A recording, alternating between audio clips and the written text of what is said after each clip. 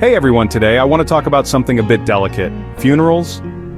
It's hard to know what to say when someone's grieving the loss of a loved one. Should we laugh or cry? It all depends on how the person who passed would want to be remembered, but no matter what, there are some basic manners we should follow at a funeral. So here are 10 things you should never say at a funeral. First up, you'll feel better soon, even if you mean well. Saying something like this might hurt the grieving person. It can come off as an opinion rather than a comforting fact, making them feel pressured to get over their sadness quickly.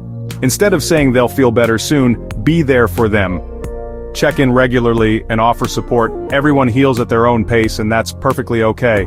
Next, they passed while doing what they loved. Unless you were there when it happened, saying they died doing what they love can feel a bit off. It might even come across as insensitive. Instead, try reflecting on and remembering them in a more personal way. Share a story or a special moment you had with them. It's more relatable and shows you truly knew and appreciated what they loved. Third, I understand how you feel. This phrase may seem comforting, but it's not helpful.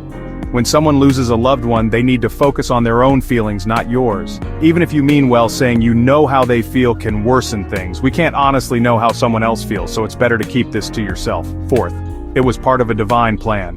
Don't assume everyone shares your religious views. Some people might not believe in a higher power at all, and even those who do could have different gods they follow. Unless someone has talked about their beliefs, guessing is a shot in the dark.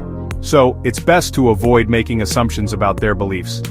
Fifth, they're no longer in pain. Watch out for statements like these. When you make bold claims about the person who's passed away, it can come off as lacking respect. Even if you meant to comfort the grieving person, it might backfire and upset them. Instead, focus on sharing positive memories and the good parts of their life. Sixth, they're in a better place.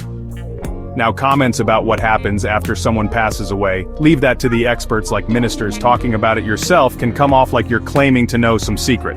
Funerals are about celebrating and honoring the individual, not guessing what comes next. It's best to keep those thoughts to yourself. Seventh, they had a full life. Echoing what the minister or priest just said can feel redundant. Instead of rehashing their words, share some cool stories or fond memories about the person. Talk about the best times you had with them. It'll mean a lot more than just saying they had a good life. Eighth, reach out if you need anything.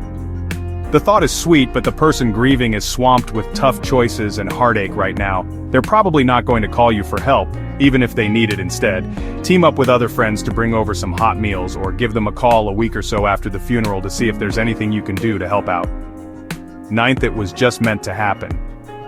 No one knows precisely how much time we have, so saying someone's death was meant to be can come off as pretty harsh. Instead, try something like, they might not have had a long life, but they lived it to the fullest. It shows you truly appreciate them and the mark they left behind. And finally, not saying anything at all. Sometimes it's better to keep things low-key and say less rather than trying to find the perfect words. If you're unsure what to say, signing the memorial book is a nice way to show you're there and paying your respect. Whether you chat in person or just leave a note in the book, make sure to acknowledge the family, even if it's just a few words. Thanks for tuning in, and remember, when in doubt, just be there for the person grieving. Sometimes your presence is all they need. Take care.